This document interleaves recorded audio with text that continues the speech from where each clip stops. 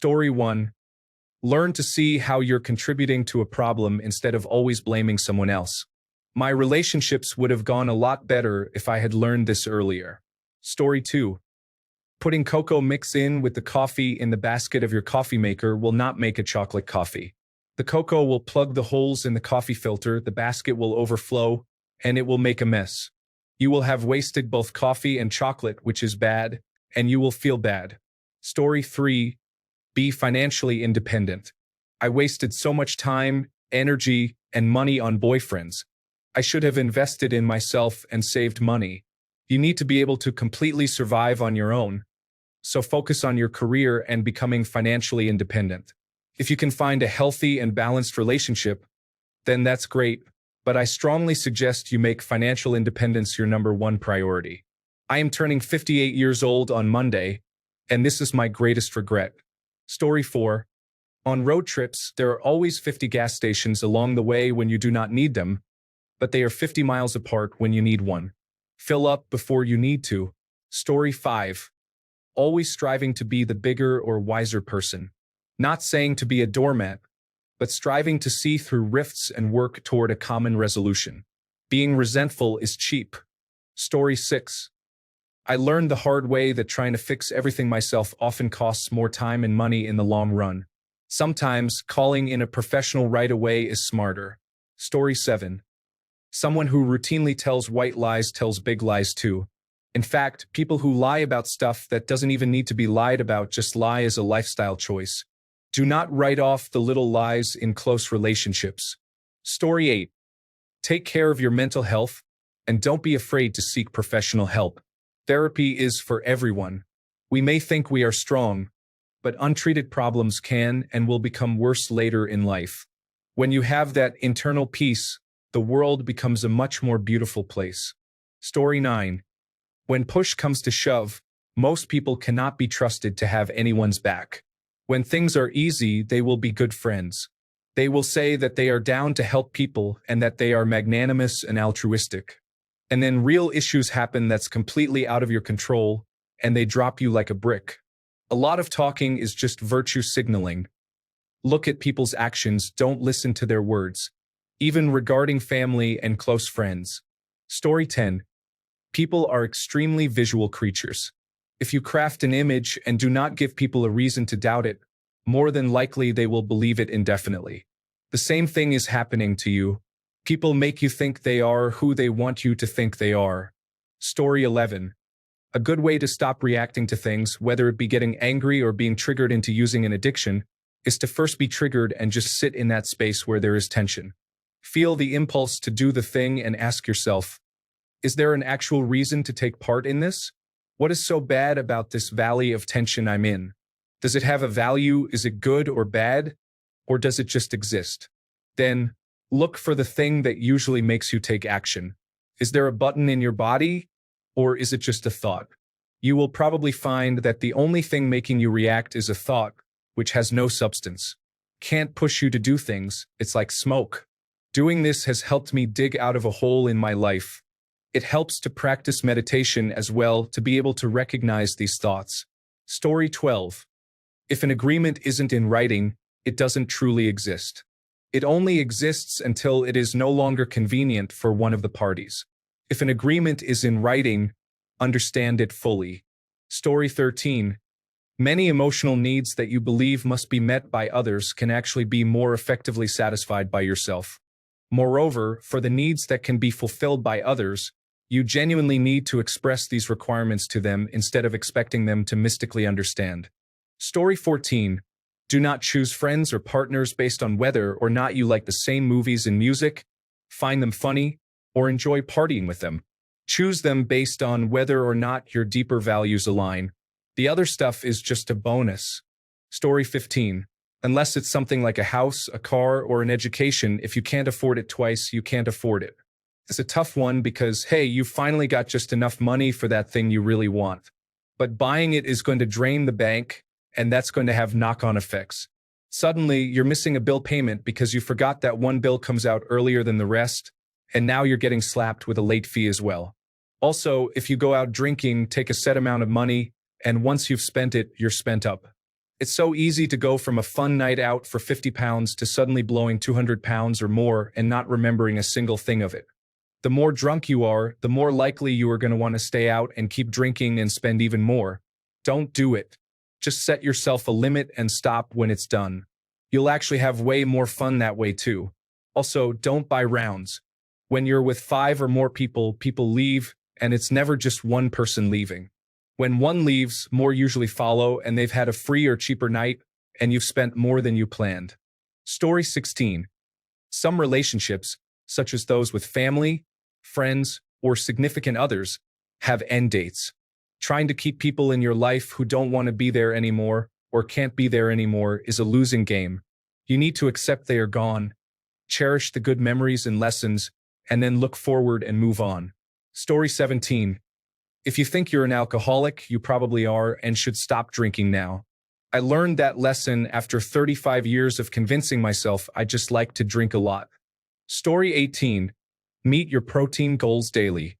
Many people do not and end up with slow muscle wasting or wonder why they can't build any muscle. Or they injure easily, among other issues. Story 19. Don't live at length in uncertainty. I spent too many years of my life not knowing where I wanted to go, what I wanted to do, who I wanted around. Life doesn't pause while you figure all that out. It decides for you. Story 20.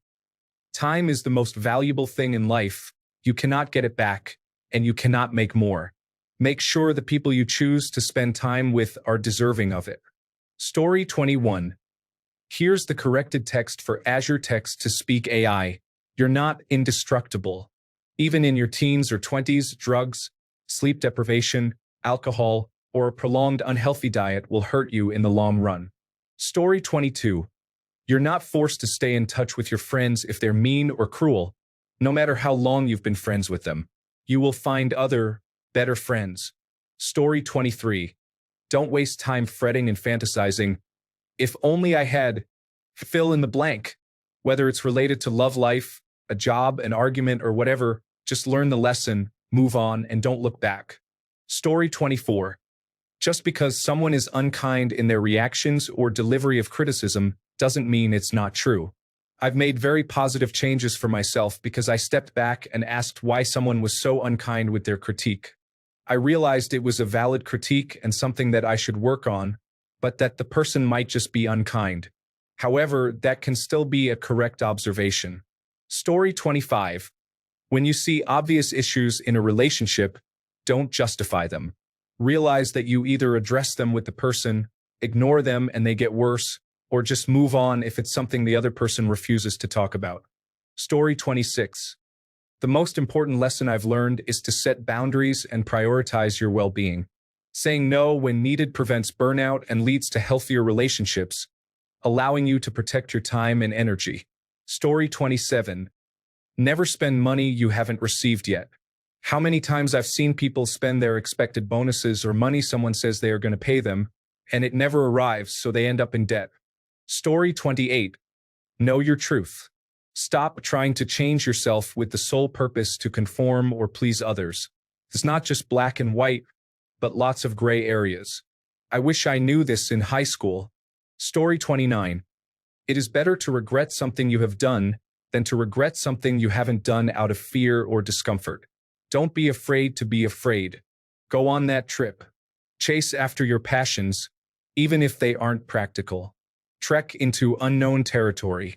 Because one day you might wake up at 35 or 50 years old, living in the same small town, and every dream you ever dreamed of venturing into the world has vanished because you wasted your life sticking with what was familiar and comfortable. Story 30.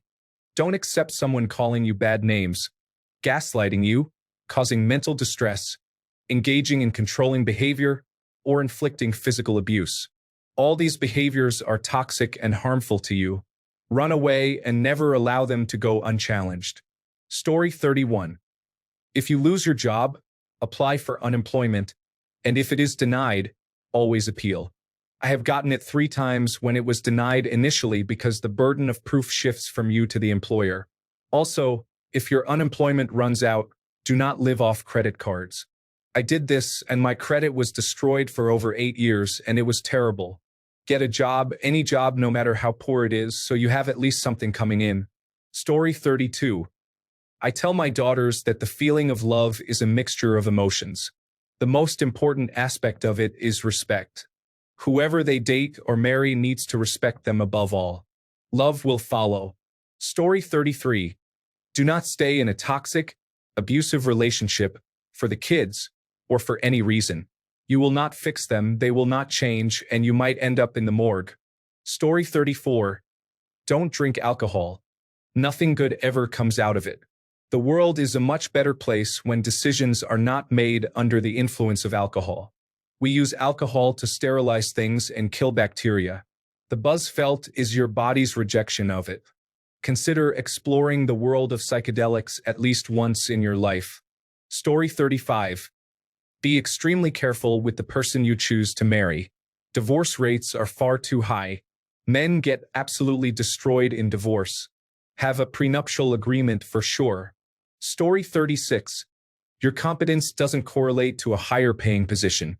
Most adults I've worked with who are at the top of their field are imposters.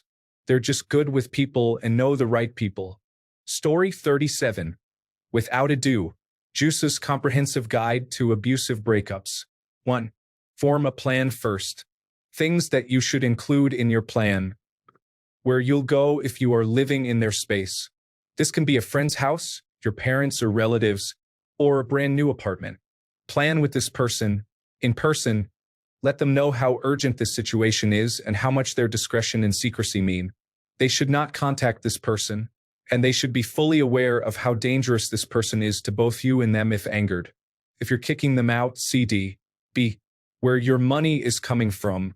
If you don't have a job, try to find one. If you do, warn your boss about the upcoming breakup, and that your abuser may try to start something, may try to contact your work to see if you're there, etc. Let them and any coworkers you feel comfortable telling know that they should not give your whereabouts out. C. Who your support system will be. Tell close friends, only yours, no mutual friends at this stage, and family what's happening, and let them know you'll need to lean on them more emotionally in the coming months. D. How much legal support you think you'll need. This can include a police escort to get your things, a lawyer for divorce, a restraining order, or other legal help. It also might mean nothing. Do research at the library or another computer they won't have access to. It's the safest way to make sure your partner doesn't figure out what's going on. Note, if you're going to be kicking your partner out of your space, look into a restraining order. I don't care what level you're at, it's a good idea to get a restraining order if you're forcing an abuser to leave your home. It's a cheap, non-invasive piece of paper that just forces them to not contact you or come into your space. Courts hand them out like candy and rarely overturn them, so at least poke your nose into getting one. It's not going to hurt your partner, and it may save your life. E. What belongings you're entitled to. Figure out what in your home is probably yours, what's both of yours, and what's his. Before the breakup, try to get valuables of yours to a safe location. Break up in whatever way you feel safest. You know that old chestnut about it being rude to break up remotely? It is. But guess what? You may not have the luxury of being polite. I highly suggest breaking up electronically and then blocking the person because in person, they have a huge arsenal of abusive tactics to use to get you under control. Remote is best. Also, in many situations, it's completely acceptable to ghost the person. If you don't have anything of theirs, then just disappear. Gives them fewer opportunities to sink their claws back in. Document everything. Record, screenshot, videotape, etc. Every part of the process and the abuse leading up to it. Make a file somewhere of it. You may need it for legal action or to prove to mutual friends later what was going on. Just get as much evidence as you can. Don't instigate incidents to create evidence. Note, if you can't move valuables to a safe space like suggested in 1E, document their state before the breakup, in case of breakage. Here's the biggest one. Be ready for the extinction burst. An abuser out of control will try anything and everything to get you back under control. This can include both familiar tactics and things you didn't even realize could be forms of abuse. This can include blackmail, gaslighting, messing with your relationships, physical threats, coded threats, destruction of property. breaking and entering, and much more. My ex once used a dispute over ownership of a water diffuser as a control tactic, and it almost worked. Do not underestimate your abuser. Are you afraid they'll do that thing? Then they'll do it. Do you think that tactic would be too low even for them? They'll do it. Abusers are dangerous. They know you better than any other attacker, and they will try anything and everything to corral you back under their control. Even things you'll be shocked to realize are manipulation. Treat every interaction as potentially hostile, and keep your guard up about every innocuous action as a potential new hazard. Be ready to lose people. Some of your mutual friends are going to take their side. Some of them are going to try to remain neutral but do it in a really toxic way. Some of your friends are going to cut you both off because they don't know who's in the right. First, don't be afraid to go on the offensive. This person hurt you. Don't think that you'll save any face by taking the high road. If someone asks how bad it was, show them the documents. Tell them what happened. If they don't believe you, that's on them. If your abuser didn't want to lose people over this, they shouldn't have been an abuser. Second, the people that don't believe you after everything you didn't need in your life, they're not good people. Get help. You are suffering trauma, and it will leave a mark. Get into therapy as soon as possible. If you can't afford one-on-one, find a group session. But one-on-one is best. There you have it. Take as much or as little as you need from that, but know that you're not alone and you have people who care, even on the internet. Let me know if you need someone to talk to.